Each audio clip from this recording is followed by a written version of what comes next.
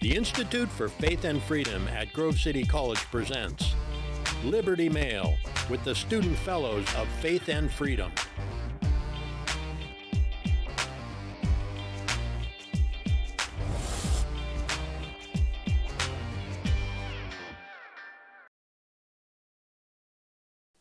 Welcome back to Liberty Mail. I'm Katie Kline, and we are recording this exciting podcast episode during the Institute for Faith and Freedom's annual conference at Grove City College. Today we have a very special guest, the former Pennsylvania Governor Tom Corbett. Thank you so much for being here with us. Well, thank you for having me. Thank you. Well, for those of you who do not know, Governor Corbett served as Pennsylvania's governor from 2011 to 2015 and as the state's attorney general. Outside of the state, he has a long and distinguished career serving as assistant U.S. attorney, and now he is a distinguished executive in residence at Duquesne University's School of Law, and you served as an adjunct professor there.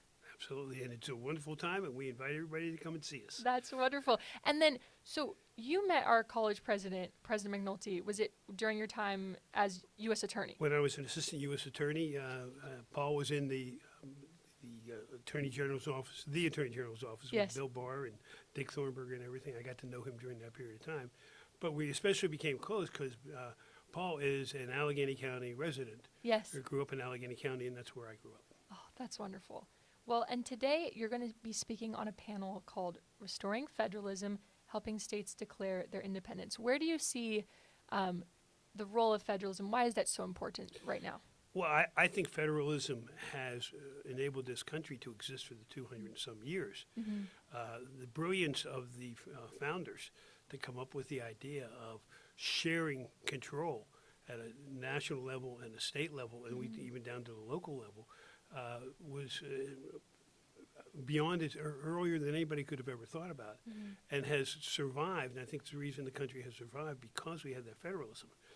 Our perspective of it changes with events that occur over the centuries as to whether it's good or whether it's bad, but it has succeeded, and I look at it as a pendulum that swings back and forth, and we're seeing a swing right now that's saying, well, we need more federalism. Being the prosecutor, said, well, what do you mean by federalism? Yes. Define that for me to make sure that we are talking about the same thing. To me, when I look at federalism, it's how has the federal government taken power? Are they affecting the states? Are they affecting them in a positive way, or is it in a negative way? And I'm sure there's people who believe it's in a negative way. But how do they wield that power? And it comes down to one thing: money. Yes. Money.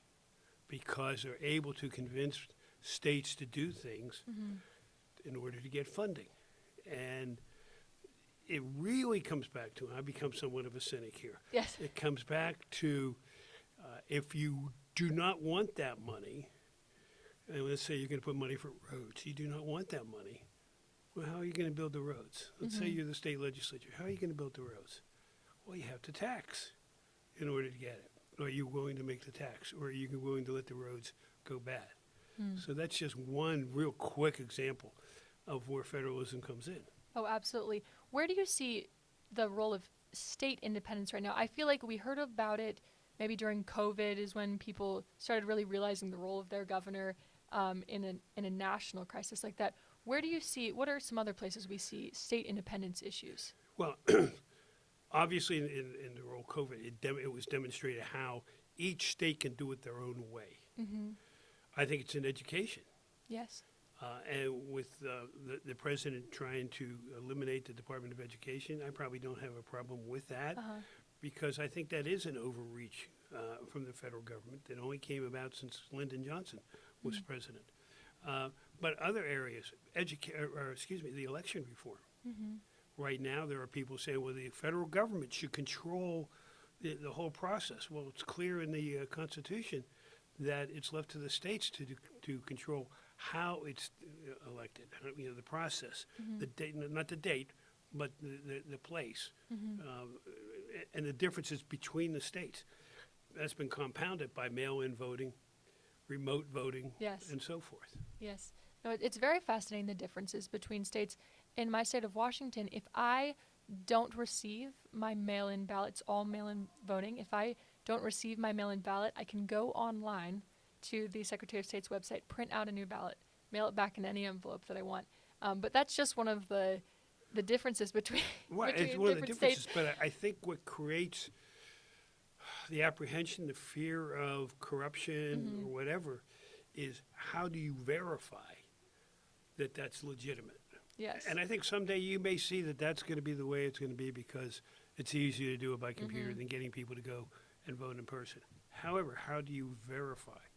And we haven't demonstrated to the satisfaction of a lot of people that people aren't voting once, twice, 3, 4 times.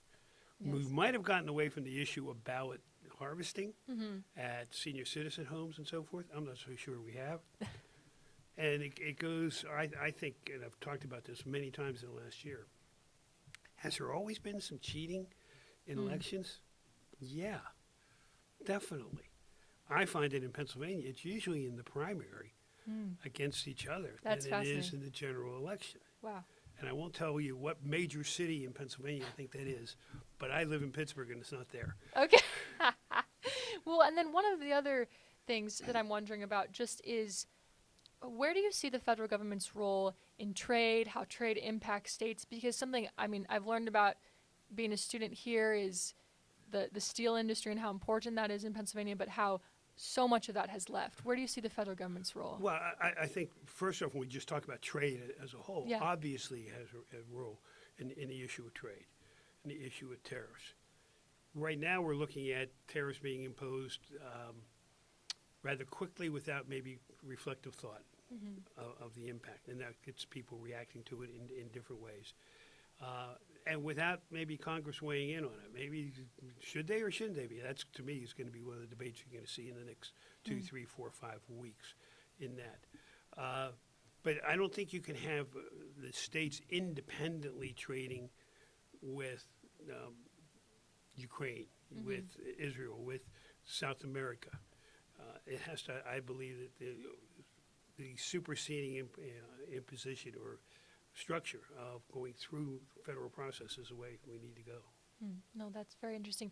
Do you see a possibility where federal government involvement could bring, jobs back to states that have lost manufacturing jobs?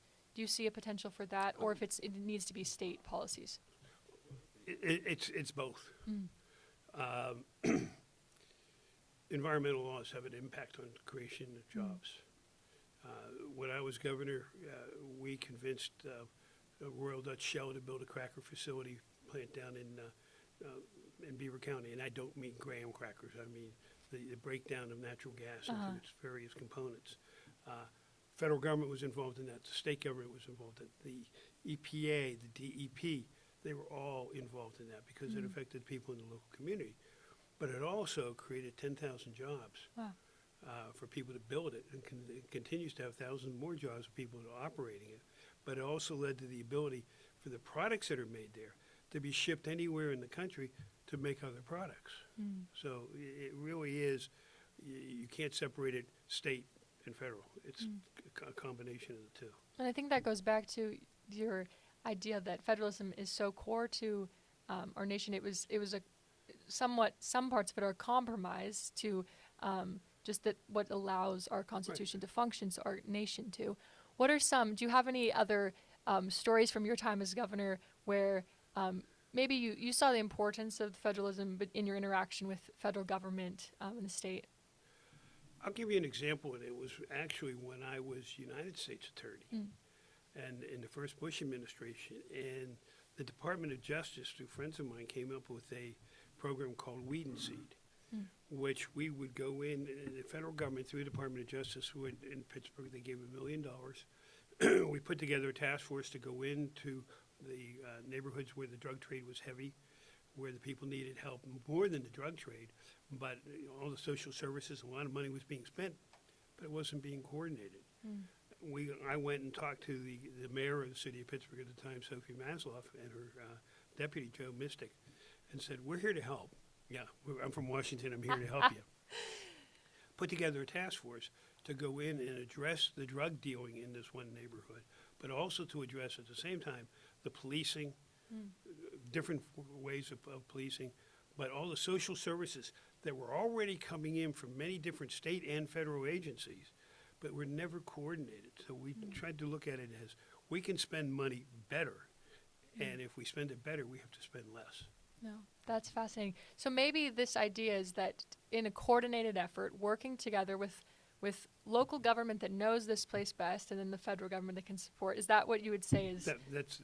You simplified what I tried to explain. Oh, Yes. well, that's wonderful. Is there anything else that you'd like to share about maybe what you're talking about tonight? This topic, Mr. Smith goes to Washington. Well, I think the short answer to that is until I get a question from Megan, I'm not exactly sure what the answer is going to be. Perfect. Well, we're so grateful that you could join us today. Do you have do you have a way that people can keep up with you and any work that you're doing now at Duquesne? Well, at Duquesne, they can email me at Duquesne. It's Corbett T, Corbett at duq.edu. I'm also participant in a podcast every other week or every third week called Trunk, like an elephant's trunk. N, the letter N, tails. Okay. Like a donkey's tail. Yes. 2 Republicans on one of the 2 Democrats there, and the moderator is a longtime former CBS anchor in Pittsburgh. Oh, wow. Well, that's really exciting. So our audience should definitely check that out. We will have some things mentioned in the bio below, but thank you so much for joining us, Governor. Thank you. It's my pleasure. Thank you. And welcome to Pennsylvania. Thank you very much. For more information on Liberty Mail or the Institute for Faith and Freedom, visit faithandfreedom.com.